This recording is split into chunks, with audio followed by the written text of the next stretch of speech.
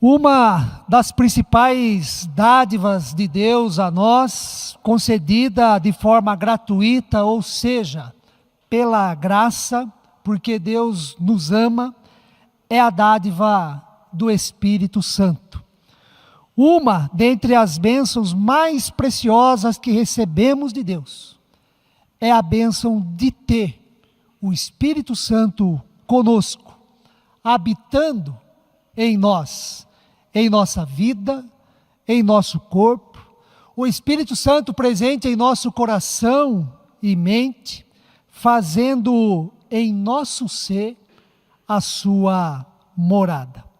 Estamos na fase final do período da Páscoa e nos aproximando do Pentecostes, que, para nós cristãos, é o cumprimento da profecia de Joel, em que o Espírito Santo foi e continua sendo derramado sobre toda a carne, sobre homens e mulheres, idosos e crianças, jovens e adolescentes, não apenas aos senhores, homens livres e pessoas importantes, mas sobre meus servos e as minhas servas, até sobre meus servos e minhas servas, derramarei o meu Espírito, diz o Senhor. Atos, no capítulo 2, versículos 17 e 18. Por isto, o tema da série de mensagens que estamos iniciando hoje é Espírito Santo, poder, presença e ação. Quando lemos e estudamos a Bíblia, principalmente o Novo Testamento, encontramos rica teologia do Espírito Santo. Quem ele é, qual a sua missão, como age, quais são as suas obras ou os propósitos da sua morada, da sua habitação em nós. Na Bíblia, os apóstolos Paulo e João se destacam quando o assunto é Espírito Santo. De diferentes formas, em diferentes contextos, nas mais diversas situações, de alegria e de tristeza, de vitória e de derrota, Paulo e João, apóstolos de Cristo Jesus, mostram e ensinam sobre o poder, a presença e a ação do Espírito Santo para cumprir a vontade de Deus na vida dos cristãos, da igreja e também do mundo. O texto que nós lemos há pouco da palavra de Deus se encontra no Evangelho de João.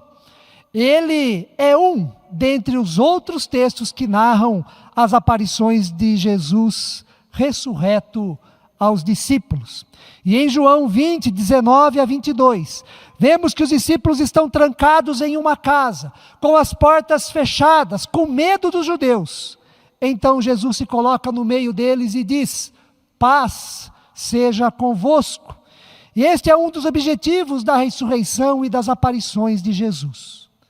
Toda vez que ele aparece, é para tranquilizar, aliviar, dar paz ao coração sofrido, decepcionado, temeroso e sem esperança. E a seguir, Jesus mostra as suas mãos e o lado do seu corpo, para que os discípulos vejam as feridas, as marcas da sua crucificação. Os discípulos se alegram porque, de fato, Jesus foi morto na cruz 3 dias antes. Mas agora, ali está ele, presente, diante deles, vivo, falando, conversando e sendo visto por eles. E então, pela segunda vez, Jesus diz aos discípulos: paz seja convosco. Depois, é muito importante o que Jesus fala e faz, o que ele diz e como ele age. As suas primeiras palavras são de envio, e a sua atitude é soprar e dar o Espírito Santo aos discípulos. Disse Jesus, versículos 21 e 22, assim como o Pai me enviou, eu também vos envio. E havendo dito isto, soprou sobre eles e disse-lhes: recebei o Espírito Santo. Jesus soprou e o Espírito Santo foi dado aos discípulos. Os discípulos receberam o Espírito Santo por meio do sopro de Jesus. A tradição joanina é diferente da tradição lucana no que se refere à dádiva do Espírito Santo, conforme vemos em Atos, no capítulo 2. Mas o que nos interessa aqui neste momento é: quem é o Espírito Santo soprado e dado aos discípulos? Que significado e que importância ele tem? O que mudou na vida dos discípulos e o que muda em nossa vida? O antes e o depois do Espírito Santo? Estas são perguntas que interessam a todos nós, pois o que aconteceu com os discípulos lá atrás, acontece conosco também, porque o Espírito Santo é o mesmo. A vontade de Deus para a nossa vida é a mesma. E da mesma forma que o Espírito Santo agiu na vida dos discípulos, com o seu poder, com a sua presença e também a sua ação, é a forma como ele age na vida de todos nós. Para sermos coerentes nas respostas às perguntas feitas sobre o Espírito Santo, temos que voltar no início e percorrer todo o Evangelho de João, a fim de identificarmos quem é o Espírito Santo soprado por Jesus sobre os discípulos, qual a sua missão e a sua obra na vida deles e também em nossa vida. E ao fazermos isso, voltarmos lá no início do Evangelho de João, para saber qual é o Espírito Santo e o que ele fez e faz em nossa vida, nós vamos aprender, em primeiro lugar, que o Espírito Santo é aquele que concede um novo nascimento, a nova vida. Este foi o assunto principal da conversa de Jesus com Nicodemos, no 3º capítulo do Evangelho de João. A Nicodemos, Jesus disse: em verdade te digo, quem não nascer da água e do Espírito, não pode entrar no reino de Deus. O que é nascido da carne é carne, e o que é nascido do Espírito é Espírito. Não te admires de eu te dizer, importa-vos nascer de novo. João 3, do 5º ao 7º versículo. Portanto, irmãos e irmãs, o poder, a presença e a ação do Espírito Santo nos conduz a uma profunda experiência que Jesus chamou de nascer de novo, novo nascimento. Uma profunda experiência chamada novo nascimento, uma vida nova, diferente. Isto significa que o Espírito Santo tem poder para mudar radicalmente a nossa maneira de ser, de pensar, de sentir, de valorizar o que deve ser valorizado e relativizar o que deve ser relativizado. Ou seja, o Espírito Santo tem o poder e ele age em nós para colocar cada coisa no seu devido lugar em nossa vida. No nascer de novo, o Espírito Santo transforma e preenche a nossa vida com o amor perfeito e ilimitado de Deus, em meio a tanta falta de amor no mundo e em nós mesmos. No nascer de novo, o Espírito Santo transforma e preenche a nossa vida com esperança, em meio a tantas razões e acontecimentos para não termos esperança. No nascer de novo, o Espírito Santo transforma e preenche a nossa vida com a alegria e com a graça de Deus em meio a uma vida sem graça, ou em meio a tanta desgraça, ou ausência da graça em nossa realidade, muitas vezes dominada e escravizada pelo pecado. No nascer de novo, o Espírito Santo nos ensina a adorar a Deus em espírito e em verdade, assim como Jesus ensinou a mulher de Samaria, capítulo 4 do Evangelho de João. Ou seja, adorar a Deus em espírito e em verdade, não mais no cumprimento das leis, das regras, das imposições humanas, ou até mesmo pelo tradicionalismo criado pelos homens. no nascer de novo, o Espírito Santo nos faz experimentar o perdão restaurador de Deus, assim como Jesus fez com aquela mulher pega em flagrante adultério. João, capítulo 8. No nascer de novo, nós podemos andar com Jesus, ser curados por Jesus, ter Jesus como nosso bom pastor que dá a vida por nós, experimentar o poder da ressurreição e podemos, por meio do Espírito Santo, ter Jesus como amigo, não como alguém que nos julga, condena ou castiga, mas como alguém que nos salva, que nos ama, que quer o nosso bem e que nos refaz depois que nos vemos e nos encontramos em cacos. Em segundo lugar, em relação às perguntas que fizemos, quem é o Espírito Santo que foi soprado sobre os discípulos e que é o mesmo Espírito Santo soprado sobre nós? Quem é o Espírito Santo? Qual importância ele tem? O que muda em nossa vida com o seu poder, a sua presença e a sua ação? Em segundo lugar, o Espírito Santo é o nosso Consolador. Nos capítulos 14 a 16 do Evangelho de João, Jesus passa a consolar seus discípulos por causa da sua morte. Ele diz: eu vou e rogarei ao Pai, e Ele vos dará outro Consolador, a fim de que esteja para sempre convosco. João 14, 16. Interessante as palavras de Jesus ao dizer: o Pai vos dará outro Consolador. Jesus já estava ali presente com eles, consolando em todas as dificuldades, e agora no anúncio da sua morte. Mas depois que Jesus morresse, outro Consolador seria enviado da parte do Pai, e este outro Consolador estará para sempre convosco, disse Jesus. Em João, no capítulo 16, o 7º versículo, Jesus disse: convém-vos que eu vá, porque se eu não for, o Consolador não virá para vós outros. Se porém eu for, eu vô-lo enviarei.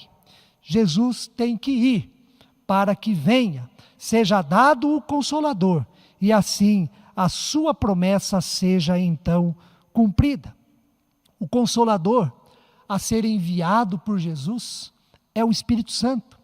Ele é dado para glorificar Jesus, esta é a sua principal missão.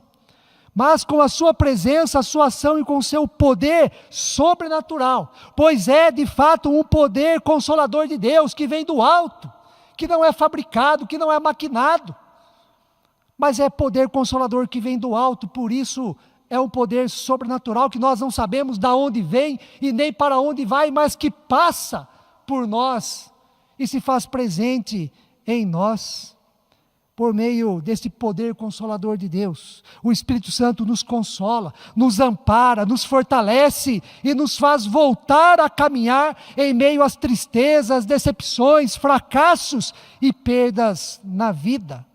Como Consolador, Ele nos ajuda em todas as circunstâncias que nos encontramos, principalmente nas mais difíceis.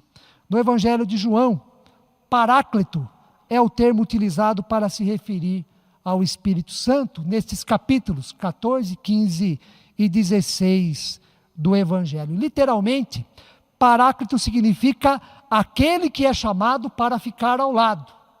Aquele que é chamado para ficar ao lado. Portanto, ao nosso lado, junto conosco, fazendo morada em nós, o Espírito Santo revela e nos dá a segurança do grande amor de Deus em Cristo Jesus a todos nós. Como Paráclito, o Espírito Santo também nos ensina que devemos viver em amor uns com os outros. É o Espírito Santo que nos convence do pecado, da justiça e do juízo e que intercede por nós em todos os momentos. Ele nos mostra que Jesus é quem nos escolheu primeiro e que Deus é quem nos amou primeiro, antes que pudéssemos escolher ou então amar a Deus. O Espírito Santo nos ensina todas as coisas, nos faz lembrar de tudo que Jesus ensinou, e é Ele quem nos guia, nos dá a direção a toda verdade. Ao sermos enviados por Jesus, como Ele mesmo disse aos discípulos e diz a todos nós: assim como o Pai me enviou, eu também vos envio. E ao irmos, a partir da obediência do envio divino, nós podemos ter a certeza e a alegria de que nós não vamos sozinhos. Nós não estamos sozinhos. O Espírito Santo está conosco. E como Paráclito, Ele é o nosso consolador, Ele é o nosso amigo, nosso advogado, o nosso ajudador, o intercessor e também o nosso mentor, porque é Ele quem nos ensina e nos guia a toda a verdade. Para concluir, quem é o Espírito Santo que Jesus soprou e deu aos seus discípulos na sua aparição, conforme João capítulo 20, versículo 22? É quem nos concede a profunda experiência de uma vida renovada. É quem nos concede uma profunda experiência equivalente a um novo nascimento, ao nascer de novo. É quem nos dá a nova vida. E Ele também, esse Espírito Santo soprado por Jesus sobre os discípulos, é o Consolador, é o Paráclito. Como ter o Espírito Santo e receber o Espírito Santo na nossa vida e que Ele realize a sua obra em nosso ser? Como o poder, a presença e a ação do Espírito Santo podem ser presentes em nossa vida? Primeiro, que o Espírito Santo não está à venda. Nós não compramos o Espírito Santo, pois o Espírito Santo e todas as coisas que Ele faz em nós, como sua missão, não pode ser comprado. Não está à venda. Não existe negócio com Deus. Não existe investimento no sentido de que eu dou e Ele retorna com bênçãos. E quanto mais eu dou, mais abençoado eu sou. Isso é comprar. E o Espírito Santo não está à bênção. As bênçãos de Deus não estão à venda. Em segundo lugar, nós também não conseguimos ter o Espírito Santo, essa profunda experiência marcada pelo novo nascimento, ter o Espírito Santo que nos consola em todos os momentos da vida, por meio dos nossos esforços, ou então por fazermos, por merecer. O Espírito Santo nos é dado de graça, e pela graça de Deus que nos ama. Em terceiro lugar, não existe uma fórmula mágica, ou então uma receita para nós recebermos e termos o Espírito Santo e as coisas boas que Ele nos faz. O que nós temos é o caminho a ser trilhado. E este caminho se chama discipulado. É preciso ser discípulo. Tornar-se discípulo ou então discípula de Jesus, é preciso seguir Jesus, andar com Jesus, aprender com Jesus. Discipulado implica em relacionamento, em intimidade e em confiança. Deste modo, no andar, no caminhar do discipulado, em sermos discípulos deste que é o nosso Senhor e Salvador, que veio da parte de Deus, é que nós vamos sendo preenchidos com o Espírito Santo e que o Espírito Santo também vai realizando a sua obra em nós. É no caminho, é na caminhada, em meio aos acontecimentos e circunstâncias da vida, que o Espírito Santo vai manifestando o seu poder, que a sua presença vai nos preenchendo e nos consolando. É no caminho, é na caminhada, é no discipulado, que o Espírito Santo vai nos ensinando e também nos fortalecendo em Cristo Jesus. É no caminho, é na caminhada, marcada pelo discipulado, que o agir do Espírito Santo vai acontecendo em nosso coração, em nosso ser, e a nossa mente vai sendo mudada, vai sendo transformada pela graça de Deus, o nosso Senhor. Assim como os discípulos, que todos nós possamos, em nossa caminhada, receber o Espírito Santo e ter o Espírito Santo morando em nós. Assim o Senhor nos abençoe.